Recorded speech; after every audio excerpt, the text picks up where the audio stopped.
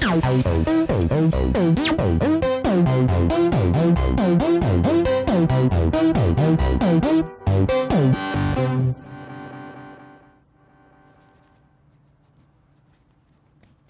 crois que je passe le plus clair de mon temps à travailler, à écrire, et je crois que peu importe la nature de mon écrit, cela vous est toujours destiné, chers Adelphes. Je crois que j'écris parce que j'aurais aimé que quelqu'un écrive pour moi à l'époque. Pas à ma place, non, pas pour me représenter non plus d'une quelconque manière, mais pour prendre soin. J'écris en pensant à vous et à la manière dont je pourrais apporter ne serait-ce qu'une toute petite pierre à l'édifice, pour que vous vous sentiez moins seul, que vous puissiez trouver un écho, un semblable, et que vous puissiez transmettre ce message lorsque les mots vous manquent, pour expliquer ce que vous traversez. Je travaille en pensant à vous pour être sûr, même si je ne le suis jamais vraiment, de ne pas vous décevoir, de produire du contenu à votre hauteur, et vous êtes si haut, mes Adelphes, qu'il arrive souvent que les mots me manquent. Je travaille à informer les personnes qui vous accompagnent, particulièrement les soignants et les soignantes, de votre sublime existence. Je travaille à leur dire comme vous êtes précieux, comme vous êtes précieuse, et comme elles devraient vous traiter en conséquence, comme derrière leur bureau, elles se doivent de vous regarder non pas de haut, mais de marcher côte à côte, comme simple accompagnatrice, comme simple facilitatrice de vos parcours. Je leur dis combien elles gagneraient à apprendre de vous et de vos histoires, de la résilience qui n'aurait jamais dû être la vôtre si la société avait suffisamment bien fait son travail. Je crois que je passe le plus clair de mon temps à travailler parce qu'il est peu probable que le repos soit appréciable tant que nous, personnes trans, ne seront pas bien pris en charge par celles censées prendre soin de nous et de notre santé physique et mentale. Je ne dis pas qu'à moi seul, je vais changer quoi que ce soit, non. Je n'aurai pas cette prétention, je dis simplement que je ne veux pas rester sans rien faire, à la fois pour moi, pour toi, mais surtout pour nous. Alors je plante des graines dans la tête des professionnels de la santé que je rencontre en espérant qu'elles puissent éclore une fois en cabinet, face à vous. Alors en attendant que tous les soignants et soignantes du monde soient formés et informés, prenons soin les uns des autres, faisons communauté. Pour finir, peu importe quel professionnel vous avez face à vous, gardez en tête, chers Adelphes, que vous êtes seuls en charge de définir votre identité. Peu importe leurs arguments, peu importe leur rang, leur renommée, leur discipline, l'AE professionnelle, que dis-je, l'experte de vous, c'est vous.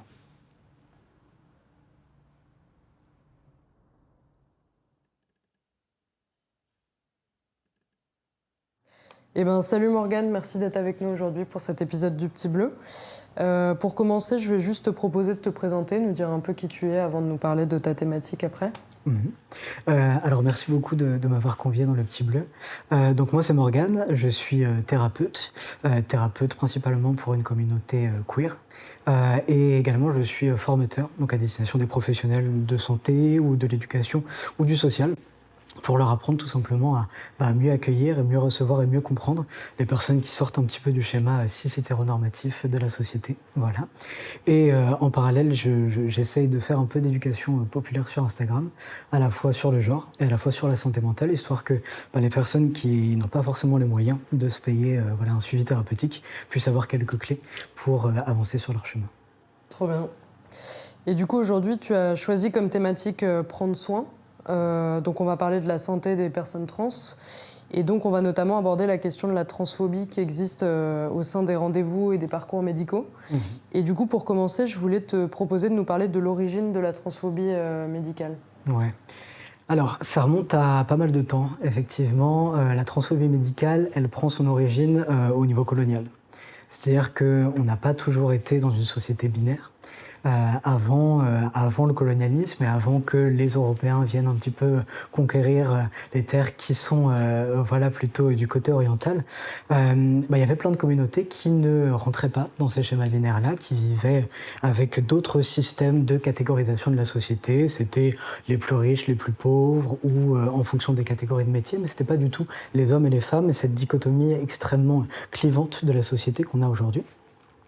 Et donc, Ce qui s'est passé, c'est que quand il y a eu le colonialisme et quand, les Européens sont arrivés sur ces terres-là, ils ont essayé de faire correspondre les personnes qui étaient sur ces terres à leur modèle européen, un modèle européen extrêmement binaire.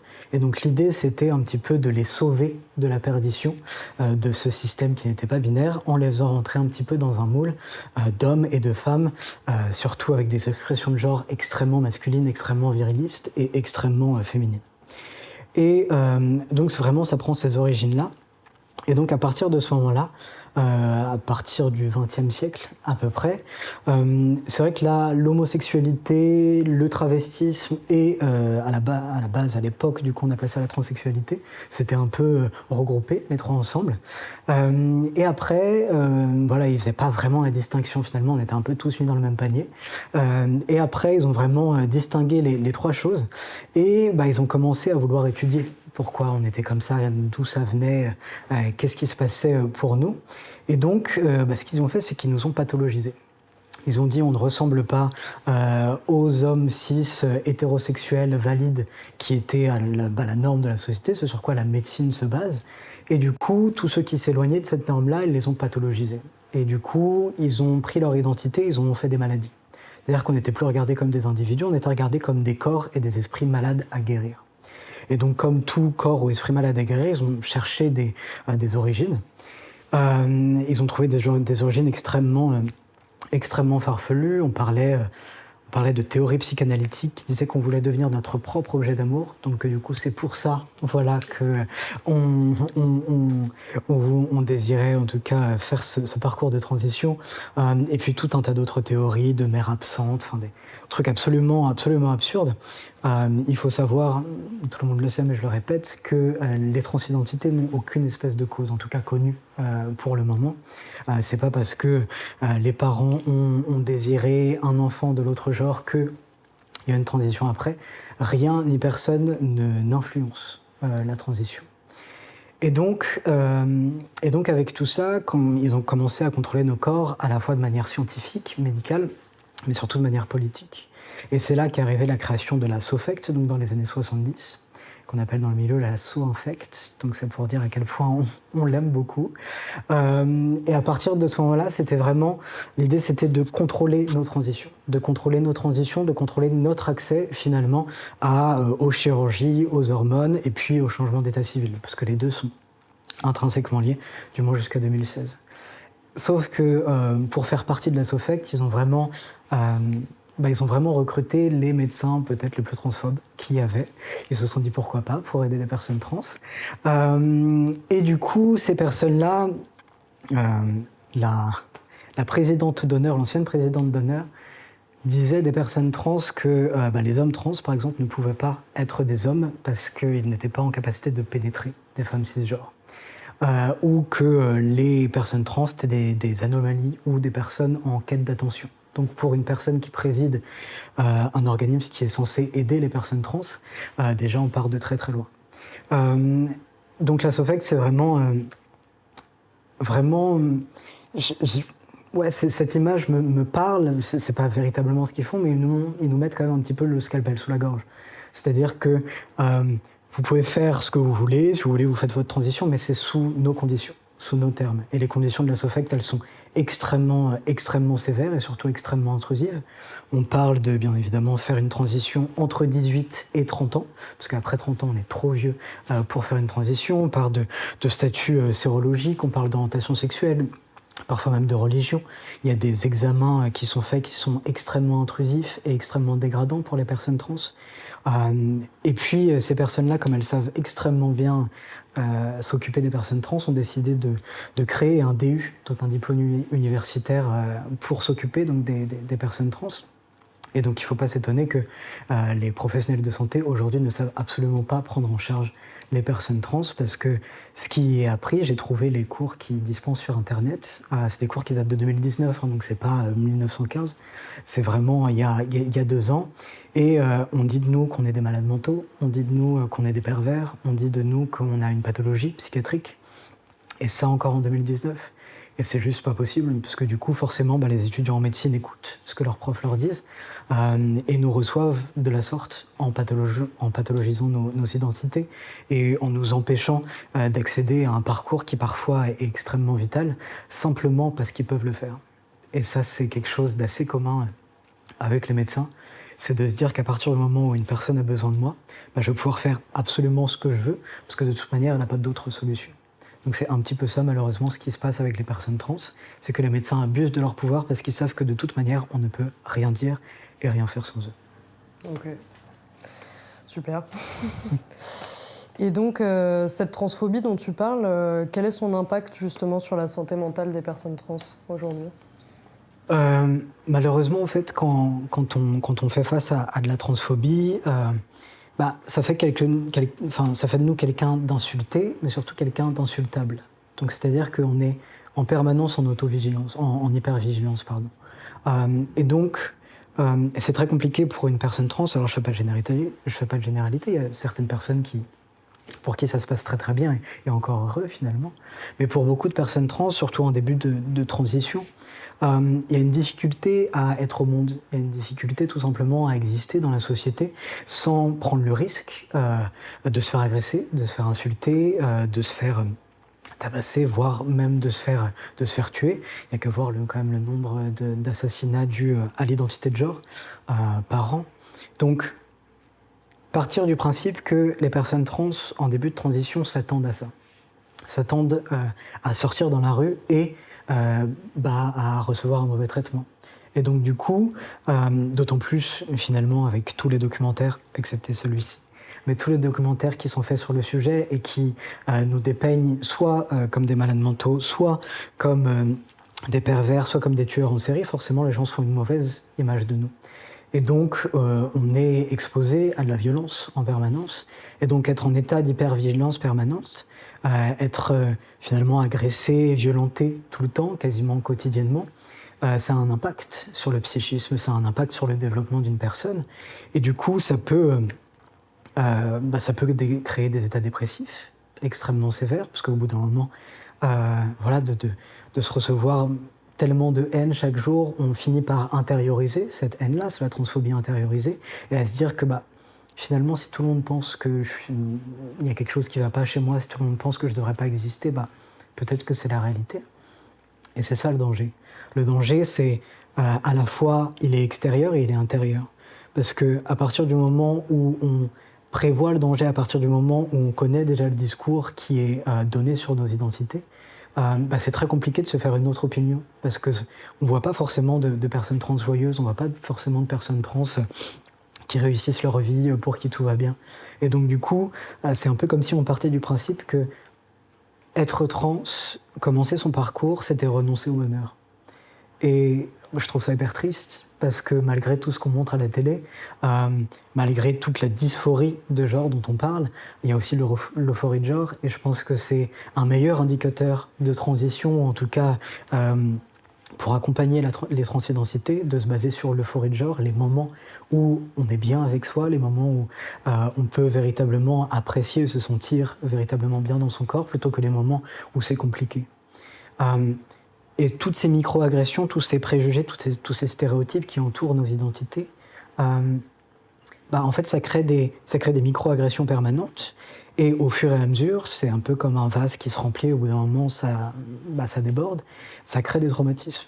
Et ça crée donc des syndromes de stress post-traumatique. Alors, très souvent, on dit que le stress post-traumatique, c'est suite à un événement extrêmement traumatisant, des abus, des attentats, ce genre de choses. Mais en fait, les micro-agressions, empilées les unes avec les autres, ça crée la même chose. Et du coup, ça crée exactement les mêmes symptômes. Et donc, ça crée un état de détresse psychique extrêmement important. Sauf que les professionnels de santé ne sont pas formés à accompagner ce type de souffrance-là. Parce que très souvent, ils vont dire voilà, tu t'es fait insulter une fois, voilà, tu t'es fait harceler, ok, mais t'as rien vécu de traumatisant. Si, en fait, c'est traumatisant qu'on remette en question sans cesse notre identité, c'est traumatisant de se faire mal regarder, parce que les regards, même s'ils sont faits a priori discrètement, on les voit. On sait quand on nous regarde, on sait quand on est pointé du doigt, on sait quand on parle de nous. Et ça, à force, c'est extrêmement destructeur, et pour l'estime de soi, et pour la confiance, et pour les relations, parce qu'on a tendance finalement à se dire qu'on ne va pas prendre le temps d'aller découvrir les autres, on ne va pas prendre le temps d'aller se présenter aux autres, parce que notre identité ne va pas être forcément bien accueillie. Et du coup, on se prive de relations, on se prive et au final, à avoir peur, ce qui est légitime, hein, mais à avoir peur de la société, on s'ostracise nous-mêmes. Et du coup, y a une très grande solitude des personnes trans qui se remarquent. Et c'est pas forcément parce qu'on est timide ou parce qu'on n'est pas très extraverti. C'est aussi beaucoup parce qu'on a peur de l'accueil que les gens vont nous faire. Et je trouve ça extrêmement dommage, d'autant plus par rapport à la richesse de nos identités, de ne pas pouvoir la partager avec les autres. Ok. Quand on a préparé l'épisode, du coup, tu m'as parlé de l'importance, selon toi, de faire communauté pour prendre soin. Est-ce que tu pourrais nous parler de ça ? J'en suis venu à un constat, à me dire si nous, on ne prend pas soin, nous, les uns des autres, qui le fait ? J'ai fait ma transition, moi, il y a une dizaine d'années, et où vraiment l'entraide, c'était hyper important, parce qu'il n'y avait pas encore Insta, il n'y avait pas encore le moyen de se connecter hyper facilement à la communauté. Et donc, à l'époque, moi, j'étais sur Skyblog, donc ça, c'est vraiment boomer de la transition, mais ça remonte. Et donc c'était très compliqué de discuter avec des ADL, de trouver les bonnes adresses finalement, des chirurgiens, des médecins qui étaient trans-friendly, ou en tout cas qui avaient déjà suivi des patients et des patientes trans. Et je pense que le réseau et la communauté, c'est ce qui nous permet aujourd'hui d'être un petit peu mieux traités quand on va voir des professionnels. Parce que quoi que l'ordre des médecins en dise, les listes de médecins safe, aussi bien pour les personnes LGBTQIA+, que pour les personnes racisées, c'est pas des listes accessoires, c'est pas des caprices, c'est vraiment pour sauver des vies, en réalité. Il y a tellement de gens qui sont maltraités que c'est important qu'on puisse, nous, en tant que communauté, se faire passer les bonnes adresses, et surtout, c'est un peu faire du care les uns avec les autres, parce que c'est s'assurer que notre copaine va pouvoir être bien traitée, va pouvoir être bien accueillie, va pouvoir être reçue par quelqu'un qui sait de quoi elle parle, qui a été formé un petit peu sur le sujet. Et donc je pense que faire communauté, c'est à la fois être là les uns pour les autres, et à la fois s'échanger les bonnes adresses. Et puis surtout, je pense que depuis Instagram et depuis effectivement le fait que je puisse discuter avec d'autres personnes de la communauté, je pense que j'ai rarement vu, alors bien évidemment elle a ses défauts comme toute communauté, mais j'ai rarement vu une communauté aussi bienveillante et aussi attentive avec les sentiments et avec potentiellement les émotions des autres, et à prendre soin et à vraiment s'assurer que c'est OK pour l'autre avant de faire quoi que ce soit. Cette notion de consentement, cette notion de respect mutuel, de respect de l'identité, de respect de là où tu en es, et c'est OK, et c'est pas grave. Je pense que c'est comme ça, finalement, qu'on va s'en sortir et qu'on va obtenir des droits, c'est en faisant front commun, et surtout pas en se divisant en plusieurs sous-communautés. Je pense que c'est vraiment en étant une communauté extrêmement soudée qu'on va pouvoir in fine, détruire un petit peu le patriarcat. J'espère. Et du coup, pour prendre soin de sa santé, que ce soit la santé mentale ou physique, il y a une vraie nécessité, selon toi, d'avoir des espaces safe, justement. Et je voulais te demander, pour toi, ça veut dire quoi, justement, un espace safe ? Ça ressemblerait à quoi pour toi ? Alors, ce terme de safe, il est un peu controversé, parce que c'est vrai que qui peut se dire safe ? Qu'est-ce que c'est véritablement être safe ? Et puis, si c'est safe pour quelque chose, est-ce que ça l'est vraiment pour tout ? Je ne suis pas certain qu'il est possible d'avoir un espace safe pour vraiment toutes les personnes minorisées. Parce qu'on n'est jamais à l'abri de dire une bêtise, parce qu'on n'est jamais à l'abri d'avoir, nous, des préjugés, même si on essaye de se déconstruire du mieux qu'on peut, on n'est jamais à l'abri, parce qu'on ne vit pas tous les vécus des personnes minorisées, donc c'est compliqué d'être au bon endroit et d'être ajusté dans notre pratique. Néanmoins, je suis persuadé qu'à partir du moment déjà où on écoutait les personnes concernées, quand il s'agit de mettre en place des protocoles de soins, quand il s'agit de former les futurs soignants et les futures soignantes, de faire venir tout simplement des personnes de telle ou telle communauté, des personnes qui ont, même ne serait-ce que des personnes qui ont telle ou telle maladie, parce que on appelle ça des patients experts, parce qu'ils ont l'expertise d'avoir vécu avec soit avec ce vécu social-là, soit avec ce vécu médical-là. Et je pense que c'est comme ça qu'on avance, c'est en faisant de l'éducation par les personnes concernées. Parce que finalement, à l'université, à la fac de médecine, encore aujourd'hui, je discutais avec des gens qui y étaient, l'identité trans, elle est encore pathologisée en 2021 et c'est juste plus possible.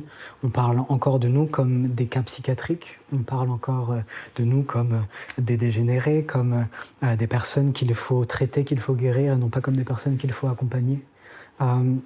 Et du coup, être safe, je pense que la première étape, c'est être informé. Être informé sur le sujet, écouter les personnes concernées, et puis surtout se former. Il y a plein de formations là, que je vois un petit peu popper sur Instagram, sur Facebook, sur l'accompagnement des personnes LGBTQIA+, dans toutes les sphères, aussi bien sociales que médicales. Et l'idée, c'est pas de considérer uniquement la personne qui vient vous voir sous le prisme transidentitaire ou LGBT. L'idée, c'est d'avoir conscience de ce que cette identité elle implique, pour pouvoir justement faire en sorte que ce soit plus un sujet après, et que ce soit une sphère de son identité parmi tant d'autres. Et donc être safe, c'est offrir un espace dans lequel les patients et les patientes ne vont pas se questionner, ne vont pas se dire « Ah mais est-ce que si je dis à mon gynéco que je suis trans ou que je suis lesbienne, est-ce qu'elle va pas me faire des réflexions ? Est-ce que quand tu es une personne grosse, est-ce que mon médecin va pas encore me dire qu'il faudrait que je perde du poids ?» En fait, à partir du moment où une personne vient pour quelque chose, ne pas lui faire de réflexions sur son identité, sur autre chose qui ne concerne pas le problème qu'elle vient vous déposer, parce que ça n'a pas lieu d'être, parce que ce n'est pas votre rôle, parce que la personne vit son identité, sa vie comme elle l'entend, excepté bien évidemment si la personne se met en danger. Mais à partir du moment où il n'y a pas de notion d'urgence, je pense que c'est très important de respecter et le consentement et l'identité de chacun. Et pour ça, il faut être informé aussi bien au niveau du vocabulaire qui s'utilise, qui ne s'utilise pas, et partir du principe que on n'a pas la science infuse. C'est pas parce que nous, on est de l'autre côté du bureau que forcément on sait pour tout le monde, on sait pour nos patients. Non, tu sais rien en fait. Tu sais rien, effectivement, tu as ton expertise sur la santé mentale, sur la santé physique, que sais-je, c'est très bien. Néanmoins, tu n'as pas l'expertise sur la personne qui est en face de toi. L'expertise, c'est elle qui l'a, et c'est pas toi. Et du coup, je pense que les médecins et les accompagnants gagneraient à avoir un peu plus d'humilité par rapport à tout ça, et juste se remettre à leur place. On n'est pas des dieux, quoi. Les gens, ils ont juste besoin de nous, et nous, on a juste besoin de les accompagner, mais à une juste place. Quand on a préparé l'épisode ensemble, du coup en amont, tu m'as dit pourquoi pas évoquer ton parcours médical à toi, et qui, tu me disais, a été un peu chaotique. Et pourtant, aujourd'hui, tu t'es relevé de ça, tu as tracé ta route, et du coup, je voulais te proposer de nous parler un petit peu de ça. Donc du coup, effectivement, je vous disais, ça fait une dizaine d'années. Du coup, j'ai commencé mon parcours. Et à l'époque, il n'y avait pas énormément d'informations sur tout ça. Il n'y avait pas énormément d'informations sur qui allait voir, qui étaient les bonnes personnes à qui s'adresser. Et donc, on était un petit peu laissés à l'abandon. Donc, grâce encore une fois à la communauté, j'ai quand même réussi à trouver les bonnes adresses. Après, bien évidemment, avoir fait quelques adresses de psychiatres qui m'ont bien entendu dit que j'avais le temps et que j'étais pas pressé et que non mais ça va, avoir une voix grave et une moustache, qu'est-ce que tu t'en fous, t'es pas aux pièces, on peut attendre quelques années. Ce qu'il faut comprendre, s'il y a des soignants et des soignantes qui nous regardent, c'est qu'on est aux pièces en fait, et que 3 secondes de plus, c'est compliqué. Donc arrêtez de nous dire qu'on a le temps, arrêtez de nous dire que c'est OK d'attendre 6 mois. Alors effectivement, on n'a pas le choix, donc on va attendre 6 mois. Mais ne minimisez pas la souffrance qu'est cette attente.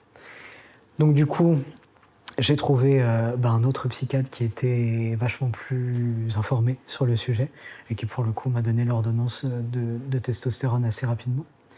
Sauf que après, au niveau chirurgical, ça a été très compliqué. Alors j'ai été voir vraiment, je pense, les plus grands pontes à l'époque de toutes les disciplines, de toutes les chirurgies que j'avais envie de faire. Et ma mammectomie, c'est l'un des chirurgiens les plus cotés encore aujourd'hui. Sauf que rien à voir avec lui, bien entendu. Mais c'est moi, mon corps, je ne sais pas comment il fonctionne, mais en tout cas, j'ai dû être pris 5 fois en 24 heures. Parce que j'ai fait un hématome au niveau du pec gauche, et donc c'était assez, assez difficile. Après, pour mon hystérectomie, c'était sympathique, tout s'est bien passé. Puis en rentrant chez moi, j'ai commencé à pisser le sang sans ne plus m'arrêter, donc c'était compliqué aussi. Et pour ma phalloplastie, j'ai eu énormément de complications. Pour vous dire, je l'ai fait en 2015, et depuis 2015, j'ai eu entre 15 et 20 interventions pour corriger ce qui avait été fait. C'est pas à niveau esthétique, tout ça, c'est vraiment au niveau urétral. Si jamais des hommes trans fassent pas, que vous pouvez vous passer de faire pipi debout, ne faites pas l'urètre. C'est très important parce que ça apporte beaucoup de complications. Des complications qui sont en plus inutiles. On peut très bien faire pipi sans urètre, en tout cas sans création d'urètre. Donc c'est vraiment un conseil que je vous donne. Et donc ça a été extrêmement compliqué, et au bout d'un moment, parce que moi, ma phalloplastie, je l'ai fait donc en Belgique.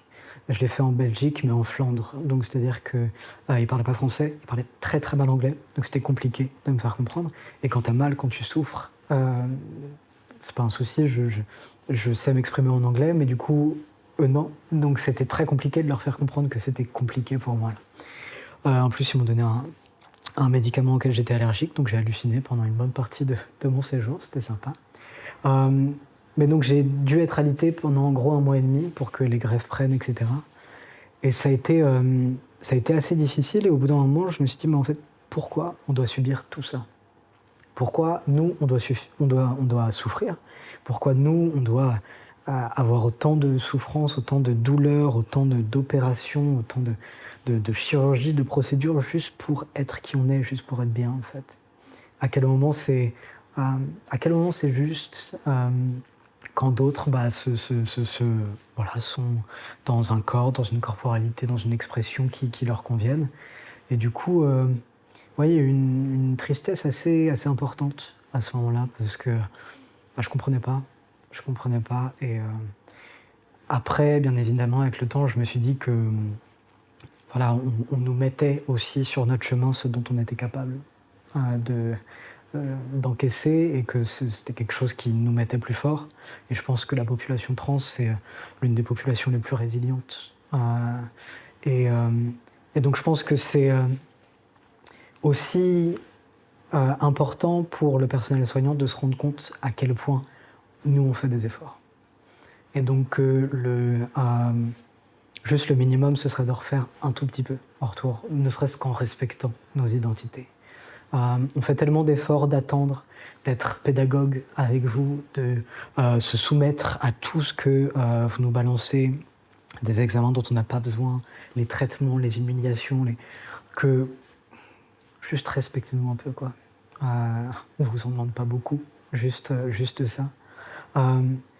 Et donc vraiment à tous les adelphes qui se lancent dans un parcours chirurgical parce qu'elles en ressentent le besoin, très important ça va être compliqué, ça va être long, mais ça va aller, parce que vous en avez la force, et que c'est OK, et qu'il y a surtout toute une communauté qui est là pour vous porter et pour vous soutenir et pour vous donner des tips, et on est ensemble, quoi. Et je pense que c'est important de faire passer ce message-là, qu'on se serre les coudes, nous entre nous.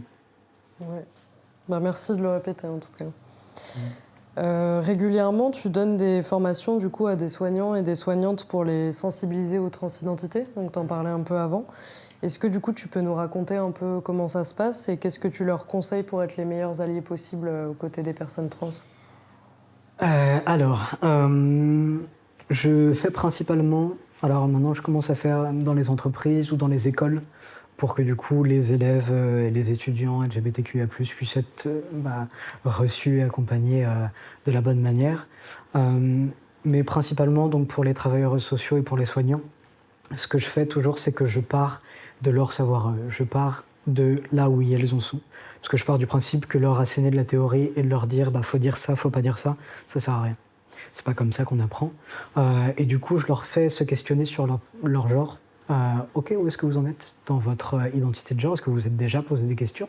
Est-ce que vous avez déjà questionné l'ordre établi? Est-ce que vous vous êtes dit que c'était ok de se questionner sur son genre? Ou est-ce que vous avez simplement suivi la route qui a été tracée? Alors l'idée, bien évidemment, c'est pas... c'est pas c'est pas le lobby LGBT qui vient convertir les personnes cis, mais c'est juste, je pense que cis comme trans, on gagne à s'interroger sur notre rapport au genre pour simplement pouvoir mieux le vivre et mieux l'incarner. Et donc je les fais s'interroger sur ça et ensuite je leur demande, sans aucune espèce de filtre, ce qu'elles pensent, ce qu'elles ont entendu des transidentités, si elles ont déjà rencontré des personnes trans, que ce soit en réel ou dans les médias ou quoi que ce soit, sans filtre. Vous utilisez les expressions que vous voulez, vous avez l'impression que c'est intrusif, maladroit, on s'en fout. Là, je préfère que vous me disiez ça à moi plutôt que vous soyez maladroit avec vos patients et vos patientes. Parce que peut-être qu'elles n'auront pas encore les armes ou les épaules pour subir ça. Donc l'idée, c'est vraiment qu'ils se débarrassent de tous les préjugés, de tout ce qu'elles peuvent penser sur les personnes trans. L'ambition, c'est vraiment de déconstruire, de péter le mur. Et je pars du principe qu'après, on est tout de suite beaucoup plus en bonne camaraderie pour remonter le mur, pour co-construire quelque chose de plus juste ensemble, quand on s'est amusé à péter quelque chose juste avant. Et donc du coup, c'est un peu ma philosophie d'apprentissage. J'essaye de ne pas les emmener chez moi avant d'être allé visiter un petit peu comment c'était là-bas, chez eux. Parce qu'en effet, j'ai vécu pendant des dizaines d'années dans ce que je pensais être une identité cisgenre. Néanmoins, avec tout le chemin qui a été parcouru, je suis plus vraiment là-dedans. Donc c'est important pour moi de voir là où est-ce qu'ils en sont et de les accompagner à partir de leur savoir. Et j'essaie toujours de m'adapter, forcément, bien évidemment, il y a toujours des personnes qui sont un petit peu réticentes au début, qui disent que c'est un truc de jeune, que bien évidemment c'est des phases, que c'est pour se rendre intéressant, ou qui au contraire pensent que c'est une vraie pathologie et que du coup cherchent viennent dans cette formation finalement pour trouver des traitements, pour trouver des plans d'action un petit peu pour raisonner les personnes qui viennent les voir. Et ça me fait toujours extrêmement plaisir quand je les vois à la fin de leur formation et qui me disaient et qui me disent, tu sais Morgan, je comprenais pas ce que je faisais là, j'avais même pas trop envie d'être là à la base, et en fait ça y est, je sais quoi. Et ça m'a ouvert à, même ne serait-ce que moi, sur ma propre identité, sur ma famille, sur X, sur Y, et je sais que du coup maintenant, comme moi aussi je me questionne, je vais être en capacité d'accueillir quelqu'un qui se questionne aussi. Et moi c'est tout ce que je veux pas du tout leur apporter des réponses aux personnes à qui je vais dispenser cette formation-là. Je veux qu'ils repartent la tête avec plein de questions. C'est le but. Parce que des réponses toutes faites, il n'y en a pas. Il n'y a pas une personne trans qui est pareille que l'autre. Donc il n'y a pas de protocole standard, il n'y a pas de guide de l'accompagnement parfait. Il y a juste accueillir l'individualité des gens avec sa propre individualité à partir du moment où on s'autorise, nous, déjà à se questionner. Je me souviens qu'il y a l'un de mes formateurs qui me disait c'est très important quand vous accompagnez quelqu'un d'aller le rejoindre là où il est. Et bien évidemment que les soignants, que les psys, que toutes les personnes qui nous accompagnent ne peuvent pas venir nous rejoindre là où on est. Je pense que quand on n'est pas une personne trans, on ne peut pas savoir même. J'ai parfois des difficultés à leur décrire qu'est-ce que c'est qu'une crise de dysphorie, qu'est-ce que ça fait d'être une personne trans, qu'est-ce que ça fait de sentir que notre identité n'est pas celle qu'on nous a assignée à la naissance, et c'est hyper compliqué de mettre en mots tout ça. Il y a des gens qui le font très bien, mais je pense que c'est quelque chose avant tout qui se ressent. Et donc j'essaye, en tout cas, moi, si ce n'est de leur faire ressentir ce que c'est que d'être une personne transidentitaire, au moins ce que c'est que d'être une personne qui a un genre. Parce que c'est tellement, finalement, quelque chose qui fait partie de notre identité, quelque chose qui est factuel, qu'on n'ose pas questionner, que du coup, les gens ne vont pas explorer cette partie-là d'elle-même, à part si, effectivement, il y a un questionnement de genre, mais Donc ne serait-ce que ça, je pense que ça les rend plus empathiques, nous, à nos questions et à nos interrogations et à là où on se trouve. Ok, bah, trop bien. Trop bien. Et du coup, la dernière question qui va un peu dans la continuité de ça, c'est pour aller plus loin du coup que les formations que tu donnes aux soignants, aux soignantes, tu as le projet du coup de monter un centre de santé safe et inclusif pour accompagner les personnes trans. Est-ce que tu pourrais nous parler de ça pour terminer? Ouais. Alors je me rends compte du coup, en entendant ta dernière question, que j'ai pas répondu à la deuxième partie de ta question, à savoir des petits tips pour les soignants. Et c'est vrai que j'en ai dispersé un petit peu tout au long de cette interview, mais je pense que c'est très important de, premièrement, partir du principe que la personne qui est en face de vous sait qui elle est. De ne jamais remettre en question l'identité de votre patient. Et que même si, à la rigueur, cette identité change au cours de votre accompagnement, c'est pas grave. Et surtout, ça ne vient pas attenter à la légitimité de l'identité de votre patient. C'est pas parce qu'il y a un changement de prénom, il y a un changement de pronom, ou il y a, on passe d'une transidentité binaire à une transidentité non binaire ou inversement, que du coup, c'est plus légitime de dire que c'était une phase ou que le patient ou la patiente ne sait pas ce qu'elle veut. Non, c'est juste que le genre c'est fluide et que c'est ok de s'interroger et c'est ok d'avoir un rapport au corps et d'avoir un rapport au genre qui évolue avec le temps. Et ça, je pense que c'est la première étape d'une approche qui, ce qu'on appelle dans le milieu de la psycho, transaffirmative. Et bien entendu, aussi très important, le patient, la patiente ou la patiente qui est en face de vous va venir chercher un modèle de congruence, c'est-à-dire un modèle de personne qui est suffisamment ancré dans ses baskets pour justement avoir cet effet miroir-là et pouvoir ensuite le devenir à son tour. Et je pense que du coup, c'est très très important que vous puissiez faire un travail d'analyse très profonde sur vous et sur votre rapport au genre pour pouvoir permettre à l'autre de se questionner en votre présence, parce que vous l'avez déjà fait. Et puis je pense que la dernière chose, c'est éviter tout ce qui est relation de pouvoir. On nous enlève déjà tellement de pouvoir quand on est une personne trans. Les médecins décident tellement déjà de tout en ce qui nous concerne. Jusqu'en 2016, c'est vrai qu'il fallait que les personnes trans, ça a été mon cas du coup, il fallait que les personnes trans soient stérilisées pour qu'on leur accorde leur changement d'état civil. Donc ils avaient même un droit de regard sur notre identité civile. Donc redescendez à notre niveau, tout simplement. Vous n'êtes absolument pas des demi-dieux, alors effectivement vous avez un savoir dont on a besoin. Néanmoins, un accompagnement humain et un accompagnement affirmatif, c'est un accompagnement qui se fait dans un rapport qui est d'égal à égal. Et vraiment politiser votre cabinet. Parce que de fait, l'identité trans est une identité politique. Et très important de penser intersectionnelle. Votre patient, votre patiente qui est en face de vous est peut-être une personne trans, mais c'est peut-être aussi une personne racisée. Ou c'est peut-être aussi une personne en situation de handicap. Donc vraiment prendre vraiment, c'est très très important de se concentrer sur potentiellement toutes les discriminations auxquelles la personne peut faire face et comment ça peut impacter sa santé mentale. Et du coup, impacter de fait votre accompagnement et d'être le plus ajusté possible en fonction de ça.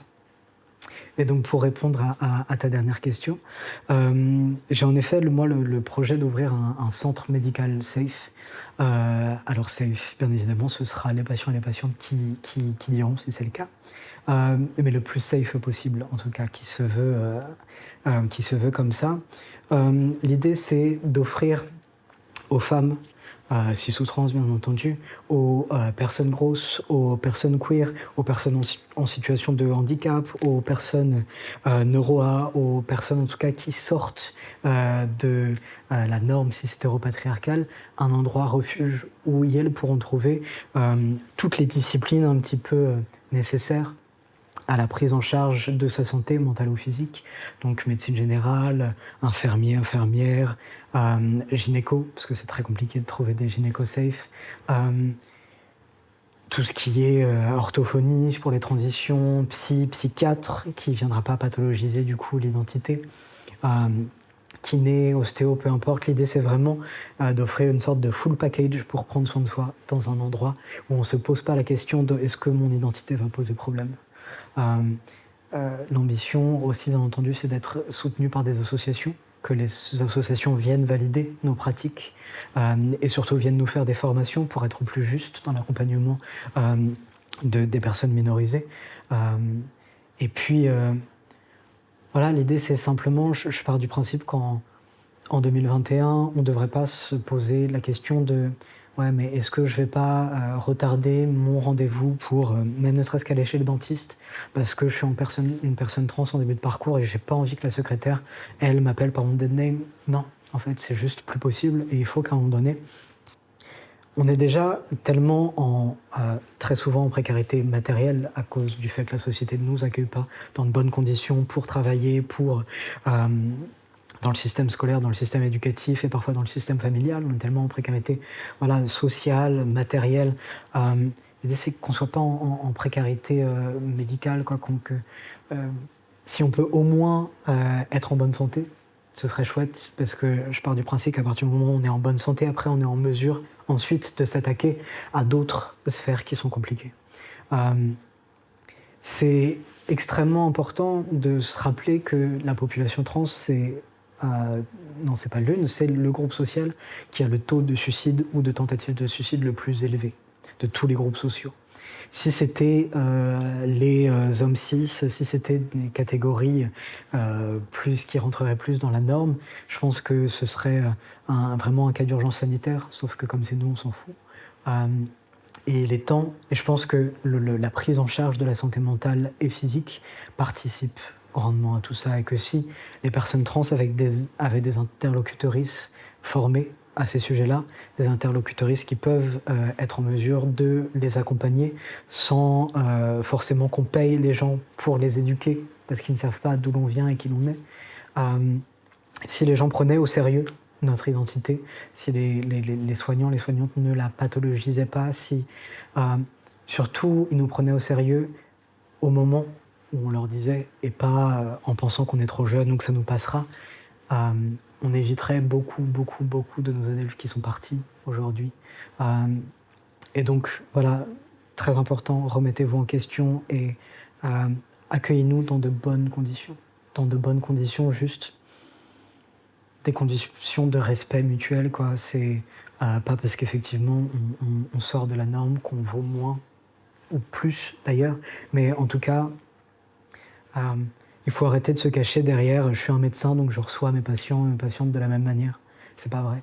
C'est pas vrai, c'est pas parce que tu as fait le serment d'Hippocrate et que tu as juré de le faire que tu le fais. Bien évidemment, tu vas avoir des biais racistes, tu vas avoir des biais homophobes, transphobes, et c'est ok, mais déconstruis-les. Et offre à tes patients qui viennent te voir dans un état de vulnérabilité assez profonde, soit parce qu'elles ont un problème physique, soit parce qu'au niveau de la santé mentale c'est compliqué.